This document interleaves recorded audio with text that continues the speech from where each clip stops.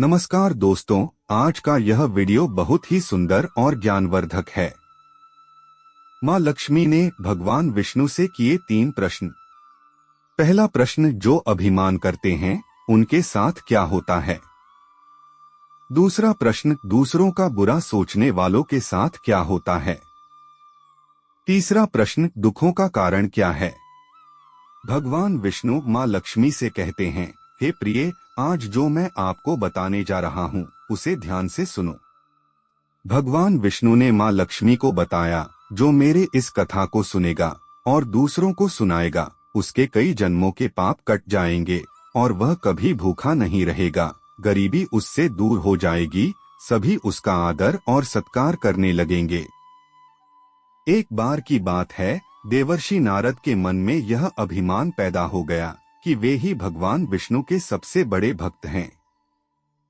वे सोचने लगे, मैं रात दिन भगवान विष्णु का गुणगान करता हूँ, फिर इस संसार में मुझसे बड़ा भक्त और कौन हो सकता है। किंतु पता नहीं श्रीहरि मुझे ऐसा समझते हैं या नहीं। यह विचार कर नारद भगवान विष्णु के पास क्षीर सागर में पहुँचे और उन्हें प्रणाम किया। विष्णु जी बोले, आओ नारद, कहो कैसे आना हुआ। नारद बोले, भगवान, मैं आपसे एक बात पूछने आया हूँ। भगवान विष्णु बोले, मैं तुम्हारे मन की बात जानता हूँ नारद, फिर भी तुम्हारे मुंह से सुनना चाहता हूँ। नारद ने कहा, हे प्रभु, मैं जीवन भर आपका गुणगान करता रहा हूँ, पल पल हर क्षण मुझे बस आपका ही ध्यान रहता है। आप मुझे यह बताइए कि क्या मुझसे भी बड़ा आपका कोई अन्य भक्त है संसार में। भगवान विष्णु समझ तो पहले ही गए थे कि नारद को अपनी भक्ति पर अभिमान पैदा हो गया है, किंतु अपने मन की बात छुपाकर वे बोले, नारद, इस प्रश्न के लिए तो तुम्हें मेरे साथ मृत्युलोक चलना पड़ेगा। नारद बोले, ठीक है भगवान, मैं मृत्युलोक चलने के लिए तैयार हूँ। भगवान विष्णु नारद को लेकर मृत्युलोक चल पड़े। धरती पर पहुंचकर दोनों ने किसान का भेष धारण किया और एक गांव के किनारे बनी एक झोपड़ी की ओर चल पड़े। विष्णु बोले, नारद, मेरा एक बहुत बड़ा भक्त यहाँ इस कुटिया में रहता है। आश्चर्य है, क्या मुझसे बढ़कर भी किसी की भक्ति हो सकती है। नारद के मुख से निकला, क्या वह भी मेरी तरह आपका ध्यान लगाए रहता है।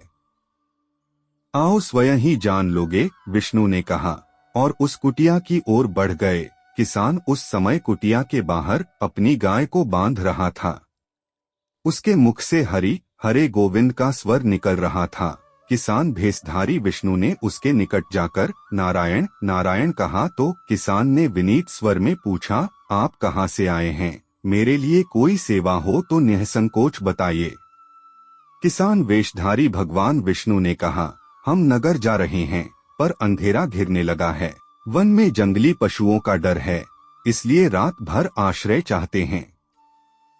किसान ने प्रसन्न भाव से कहा, मेरी कुटिया में आपका स्वागत है और जो रखा सूखा घर में है आपके लिए हाजिर है।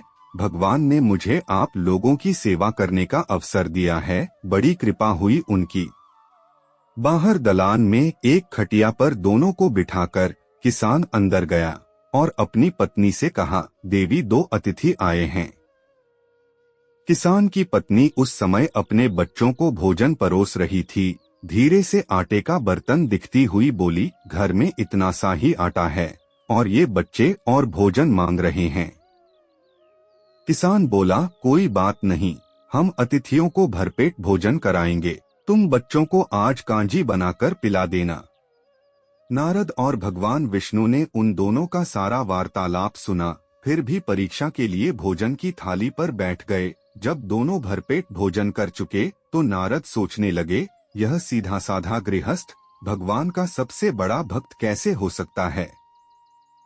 उधर श्रीहरि ने किसान से और भोजन लाने की फरमाइश कर दी। बोले, मेरा पेट अभी नहीं भरा, क्या और भोजन मिलेगा।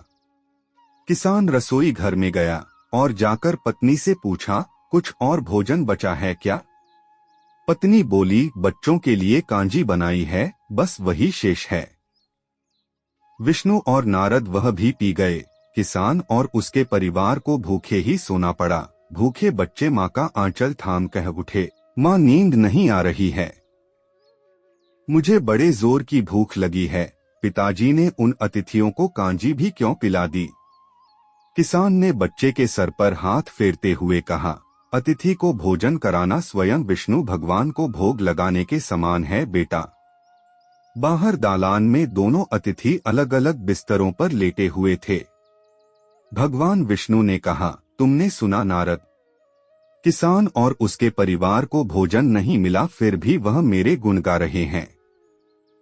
यह तो कुछ भी नहीं है, मैंने तो कई कई दिनों तक भूखे रहकर आपका स्मरण किया है। अगले दिन सुबह उन्होंने देखा, किसान भगवान विष्णु की मूर्ति के सामने कह रहा था, हे गोविंद हरि, तुम सदा मेरे मन में बसे रहो, बस मुझे कुछ और नहीं चाहिए। फिर दोनों अतिथियों से बोला, हरि की बड़ी कृपा है, वही जग का रखवाला है, प्रभु की दया से रात को कोई कष्ट तो नहीं हुआ। जब तक आपका जी चाहे तब तक आप दोनों यहाँ रहे, मैं खेत पर जा रहा हूँ। किसान भेषधारी श्री हरि बोले, हम भी तुम्हारे साथ चलेंगे यदि तुम्हें कोई आपत्ति न हो तो। नारद और विष्णु भगवान किसान के साथ उसके खेत पर गए। किसान बोला, यही है अपना खेत, अब मैं अपना काम करूँगा, गोविंद हरि। नारद बोले, तुम तो सत्पुरुष हो, भगवान के बड़े भक्त हो, हर घड़ी उनका नाम लेते रहते हो। किसान बोला, अरे कहाँ, काम से जब भी थोड़ा बहुत समय मिलता है तभी उनका नाम लेता हूँ। नारद ने पूछा, कब कब मिलता है समय? किसान बोला, सुबह उठता हूँ तब, रात को सोता हूँ तब, और दिन में जब भी काम से समय मिल जाए। ओह समझा, नारद के मुख से निकला। दोनों जब किसान से विदा लेकर चले तो नारद ने व्यंग्यात्मक स्वर में कहा, आपने सुना भगवान, वह सुबह शाम 2 बार ही आपका स्मरण करता है, जबकि मैं हर समय ध्यान करता हूँ, फिर भी आप उसे महान भक्त बताते हैं। नारद की बात सुनकर श्रीहरि चुप रहे, किंतु मन ही मन उन्होंने कहा, कारण भी जान जाओगे नारद। विष्णु ने एक कलश को तेल से लबालब भरकर नारद को दे दिया और बोले, नारद इसे अपने सिर पर रखकर बिना हाथ लगाए सामने वाली पहाड़ी तक ले चलो।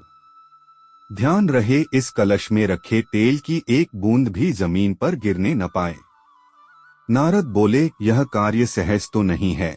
यह कहकर नारद ने कलश सिर पर रख लिया और पहाड़ी की ओर चल दिए। नारद पहाड़ी तक गए और लौट आए। विष्णु बोले, लौट आए नारद, ठीक है, अब यह बताओ कि इतनी दूर जाने और आने में तुमने कितनी बार मेरा स्मरण किया है? नारद बोले, एक बार भी नहीं भगवान। करता भी कैसे, मेरा सारा ध्यान तो तेल और कलश की तरफ लगा हुआ था। श्रीहरि बोले, तब तुम ही सोचो, वह किसान दिन भर कठिन परिश्रम करता है, फिर भी 2-4 बार मेरा स्मरण जरूर करता है, और तुम एक बार भी मेरा स्मरण नहीं कर पाए।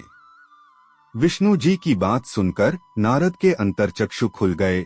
वह श्रीहरि के चरणों में गिरकर बोले, मान गया प्रभु। जो संसार के झंझटों में रहकर भी आपका स्मरण करते हैं, वे ही सबसे बड़े भक्त हैं। दोस्तों, भगवान विष्णु की ये वीडियो आप सभी को अच्छी लगी हो तो कमेंट बॉक्स में राधे राधे जरूर लिखें। ऐसे ही ज्ञानवर्धक वीडियो देखने के लिए हमारे YouTube चैनल को सब्सक्राइब कर ले। वीडियो को लाइक करना न भूलें, वीडियो को शेयर कर दे। धन्यवाद।